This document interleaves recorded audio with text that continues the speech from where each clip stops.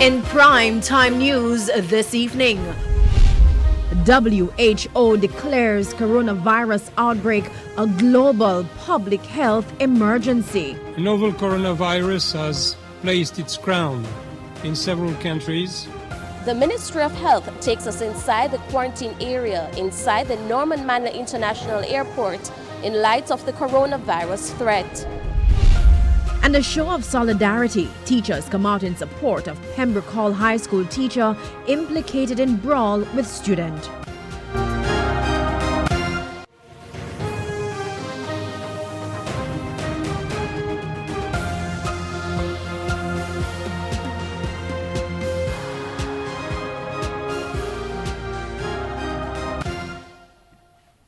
Good evening and welcome to Primetime News, on air and online at onespotmedia.com. I'm Herman Green. And I'm Janella Precious. Also this evening, the top business stories of the day. Vashon Brown has our preview. Thank you so much, Janella. So a new aviation company has pledged to make intra-island travel easier. I'll tell you which company it is and how it plans to achieve that goal later on in the business day. All right, thank you, Vashon. From Vashon, we go to Karen, who'll tell us what's coming up in sports. Karen.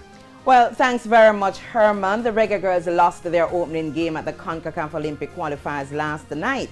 And later I will give you an update on the condition of Khadija Bunny Shaw, who was stretchered off late in the game, as well as regular captain Konya Plummer, who didn't feature last night. There's also sports commentary, E-Prime, and weather in this newscast. But before the break, the feedback question. This evening's question: do you believe enough is being done to deal with the coronavirus threat? Give reasons for your answer. You can share comments online, facebook.com/television Jamaica, and tweet us at Television Jam. Please stay with us. Primetime News returns right after this break.